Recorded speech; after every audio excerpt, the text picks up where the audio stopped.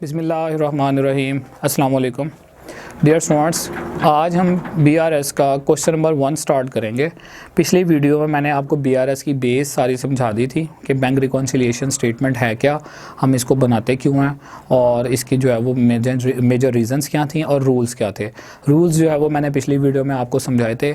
इस वीडियो में मैंने यहाँ पर ऑलरेडी जो है वो ये लिखे हुए पड़े हैं आपके सामने। इन रूल्स को याद करना ज़रूरी है बिकॉज ये रूल्स जो है वो आपको काम आएंगे क्वेश्चन को सॉल्व करने में। ठीक है, तो चलें शुरू करते हैं। मेरे पास पेज नंबर 262 है, क्वेश्चन नंबर 8 है। ये चैप्टर इंपॉर्टेंट है, पेपर में इसमें से सवाल आता है, तो इसलिए आपने तवज्जो से इस चैप्टर के क्वेश्चंस को समझना है। कोई मसला हो, कोई पॉइंट हो तो आपने मेरे साथ शेयर करना है। इंशाल्लाह मैं कोशिश करूँगा कि आपको उनको आपके पॉइंट्स का आंसर दूँ।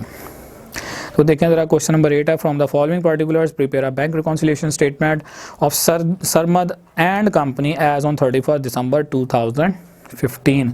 कहता है जी बैंक रिकॉन्सिलिएशन स्टेटमेंट बनाएं। ठीक है, अच्छा, अब जब बैंक रिकॉन्सिलिएशन स्टेटमेंट की बात करेगा तो वो लाजमी बात है मंथ का भी बताएगा कि किस महीने की बनानी है और कंपनी का नाम भी नॉर्मली बता रहा होगा।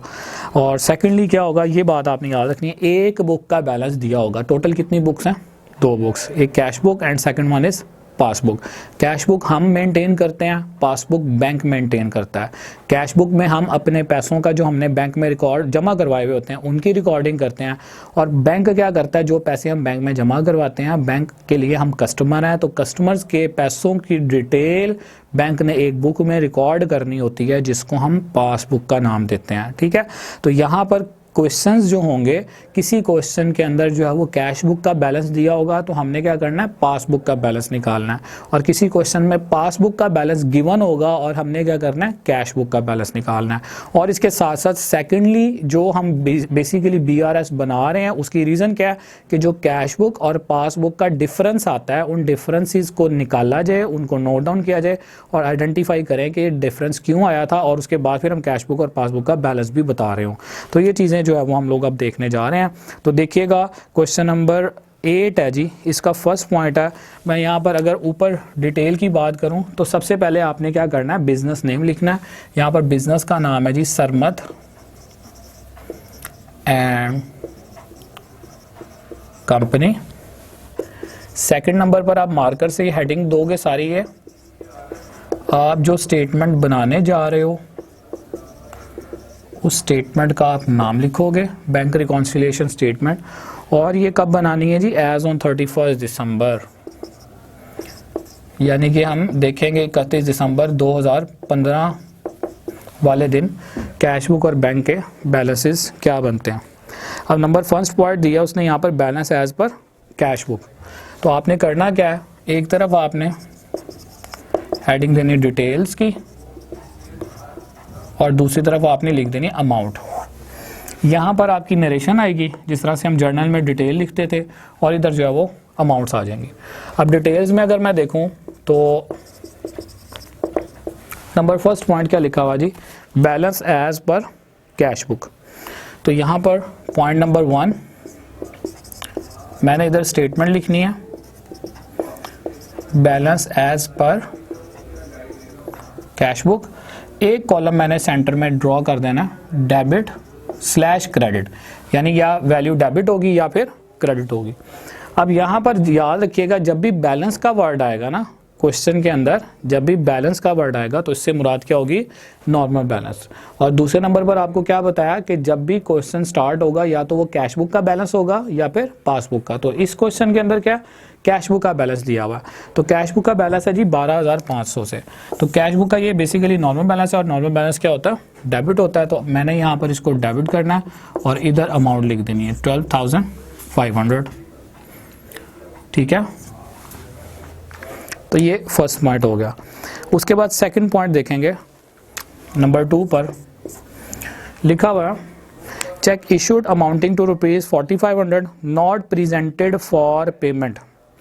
याद रखें, जब भी चेक इशू का वर्ड आएगा ना बैंक अकाउंट कम होगा, और जब भी चेक डिपॉजिट का वर्ड आएगा बैंक अकाउंट बढ़ेगा। तो चेक इशू किया है तो इसका मतलब है मैंने अपनी कैश बुक को कम करना है। ठीक है, अब यहाँ पर मैं थोड़ी सी वर्किंग करके भी आपको बता देता हूँ सो दैट कि आपको अंदाज़ा हो। तो एक तरफ है जी कैश बुक और दूसरी तरफ है पासबुक। चेक इशू कौन करता है? कस्टमर करता है। इशू करना मतलब किसी को चेक देना, ठीक है, या चेक इशू करना का मतलब है कि बैंक से मैं पैसे निकलवाने जा रहा हूँ, ठीक है। तो जब भी चेक इशू होगा बैंक अकाउंट कम होगा।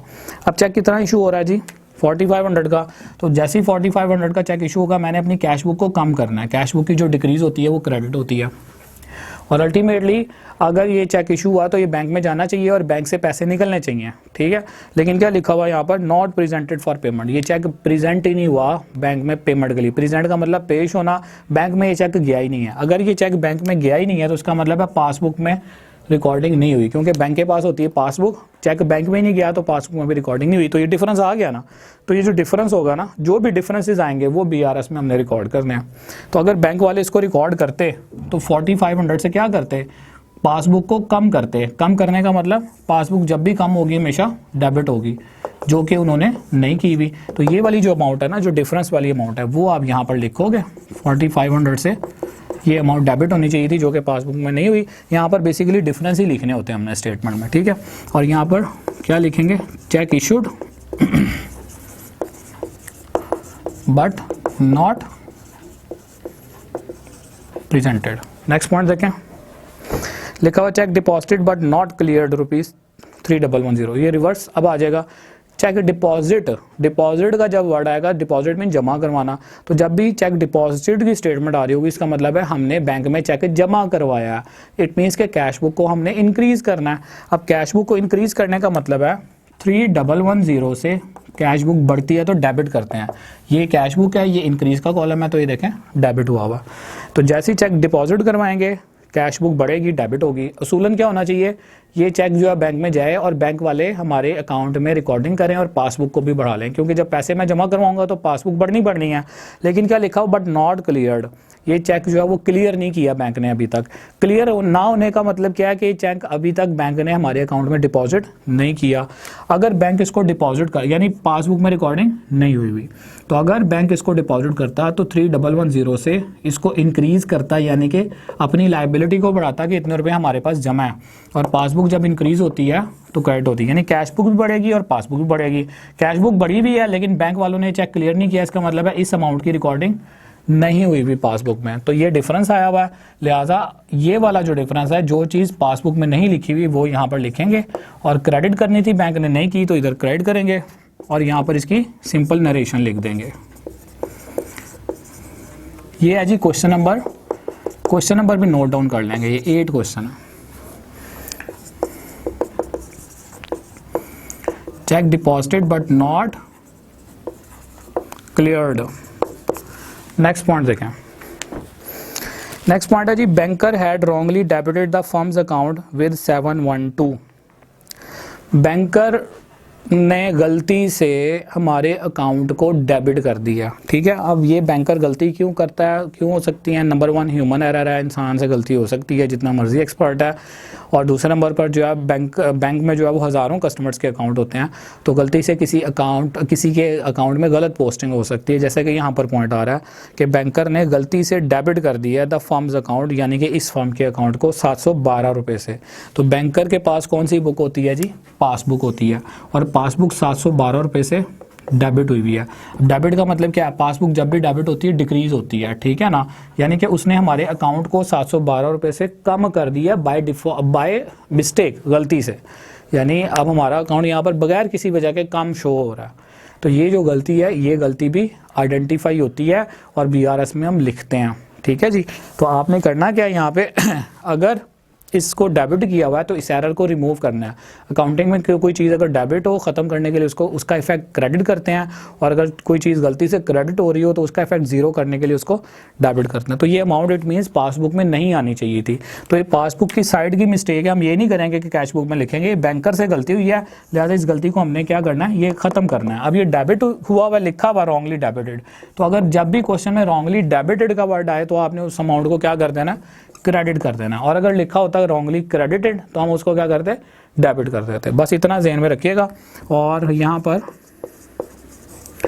सिंपल लिख दें जो नरेशन है, रॉन्गली डेबिटेड बाय बैंक ने गलती से डेबिट कर दिया था, हमने उस डेबिट के इफेक्ट को ख़त्म करने के लिए इस अमाउंट को यहाँ पे क्रेडिट किया। तो BRS में डिफरेंस भी शो होते हैं और एरर्स भी ख़त्म होते हैं। नेक्स्ट देखें, लिखा हुआ जी bank charges debited in passbook. Bank वाले अपने सर्विस चार्जेस लेते हैं, तो बैंक वालों ने 3500 रुपये हमारे अकाउंट से काटे हैं। बैंक अगर अपने सर्विस चार्जेस लेगा तो डेफिनेटली हमारे अकाउंट से पैसे डिडक्ट करेगा ना। तो सबसे पहली जो रिकॉर्डिंग हुई होगी वो किस बुक में हुई होगी? बैंक ने पैसे काटने हैं तो पासबुक में जो है वो 3500 रुपये से पासबुक क्या हो गई होगी? कम हो गई होगी, यानी कि डेबिट हो गई होगी। लिखा भी हुआ है कि बैंक ने पासबुक को डेबिट किया। डेबिट जब भी पासबुक होती है हमेशा वो डिक्रीज़ हुई होती है, इसीलिए डेबिट करते हैं। तो अगर बैंक वालों ने पैसे काट लिए हो तो अल्टीमेटली हमें नहीं पता लगेगा, लेकिन जब हमें इन्फॉर्म कर दिया जाए तो डेफिनेटली हम अपनी कैश बुक में लिखेंगे और कैश बुक को भी 3500 रुपये से कम करेंगे, यानी कि 3500 रुपये से कैश बुक कम करने का मतलब क्रेडिट करेंगे, जो कि हमने नहीं किया होगा। यानी कि यहाँ पर हमें बैंक ने अपने एंड पर रिकॉर्डिंग की है, बैंक हमें मंथ एंड पर स्टेटमेंट में भेजेगा कि जी 3500 रुपये आपके हमने अपने बैंक चार्जेस की वजह से काटे हैं, ठीक है। तो जब तक हमें बैंक वाले स्टेटमेंट नहीं भेजते तब तक हमें नॉर्मली नहीं पता लगता। तो इसका मतलब है कैश बुक में रिकॉर्डिंग नहीं हुई थी इस अमाउंट की। तो ये चीज़ चूँकि कैश बुक में मिस थी, लिहाजा आप यहाँ पर 35 से इस अमाउंट को क्रेडिट करोगे और यहाँ पर स्टेटमेंट का लिखेंगे, bank charges not recorded in cash book. यहां तक क्वेश्चन की ट्रांजैक्शंस थी। अब नेक्स्ट स्टेप में हमने करना क्या है? डेबिट और डेबिट याद रखिएगा, रूल्स ये पढ़ लें, समझ लें। डेबिट और डेबिट आपस में जो है वो ऐड होते हैं, और क्रेडिट और क्रेडिट ये सेम फैमिली है, ये ऐड होते हैं। लेकिन डेबिट में से हमेशा क्रेडिट लेस होता है और क्रेडिट में से डेबिट हमेशा लेस होता है। अब यहाँ पर डेबिट वाली आइटम्स को देख लें कि 12,500 डेबिट वाला है और 4,500 डेबिट वाला है। तो मैंने यहाँ पर इधर ही आपको करके बता देता हूँ। तो हम जब कैलकुलेटर पर ये डेबिट वाले का टोटल करते हैं तो दैट इज़ जो अमाउंट मेरे पास आ रही होगी वो आप देखिएगा 12,500 प्लस 4,500। ये मेरे पास डेबिट वाली जो अमाउंट है उसका टोटल आ रहा है 17,000 रुपया, ठीक है। और क्रेडिट साइड की अगर हम देखें तो ये क्रेडिट की अमाउंट है, ये क्रेडिट की अमाउंट है और ये क्रेडिट की अमाउंट है। तो 3,110 प्लस 712 प्लस 35 ये आ रहा है जी 3,857, ये क्रेडिट की अमाउंट है। तो याद रखिएगा डेबिट में से क्रेडिट हमेशा माइनस ही होते हैं। तो 17,000 में से आपने 3,875 को माइनस कर देना है। तो मेरे पास जो अमाउंट फाइनली आ रही है वो कितनी आ रही है? 13,143। अच्छा, अब ये अमाउंट जो आ रही है ऊपर अगर डेबिट है ना तो आपने नीचे आंसर में इसके ऑपोजिट बैलेंस लिखना है, यानी कि क्रेडिट लिखना है। अगर ऊपर डेबिट है तो नीचे क्रेडिट आ जाएगा, अगर ऊपर वाली अमाउंट क्रेडिट है तो नीचे क्या आ जाएगी? डेबिट आ जाएगी। तो यहाँ पर हमने जब आंसर लिखना है तो 13,143 और इसके सामने क्रेडिट लिखेंगे। ऊपर कौन सी बुक थी? कैश बुक, तो नीचे लिखेंगे पासबुक। अगर ऊपर होती पासबुक, ऊपर वर्ड होता पासबुक का, तो नीचे लिखते कैश बुक का। अब ये पासबुक का क्रेडिट बैलेंस है, तो जो क्रेडिट बैलेंस होता है वो नॉर्मल बैलेंस ही होता है, तो इसलिए हम यहाँ पर सिंपल इतना लिखेंगे, बैलेंस एज पर पासबुक। अब हमें पता क्या लग रहा है? पता ये लग रहा है फाइनली कि कैश बुक का जो बैलेंस है वो 12,500 रुपये हमारे मुताबिक ये बनता था, और बैंक का के मुताबिक हमारा जो अकाउंट है उसका बैलेंस 13,143 रुपये बनता था। तो इसका मतलब है ये दोनों बुक्स आपस में इक्वल नहीं थी, बराबर नहीं आ रही, ठीक है। और बराबर ना आने की वजह ये वाले डिफरेंसेस हैं। तो अगर ये वाले डिफरेंसेस अपनी अपनी बुक्स में पोस्ट हो जाएं तो कैश बुक और पासबुक का बैलेंस आपस में बराबर आ जाएगा, इक्वल हो जाएगा। तो that was our question number 8। I hope आप इसको समझ चुके होंगे। अपने एंड पर इसकी प्रैक्टिस करें, कोई मसला हो तो आप बताएं। इंशाल्लाह नेक्स्ट वीडियो में मैं आपसे क्वेश्चन नंबर 9 डिस्कस करूंगा। तब तक के लिए आप मुझे इजाज़त दें जी। अल्लाह हाफिज़।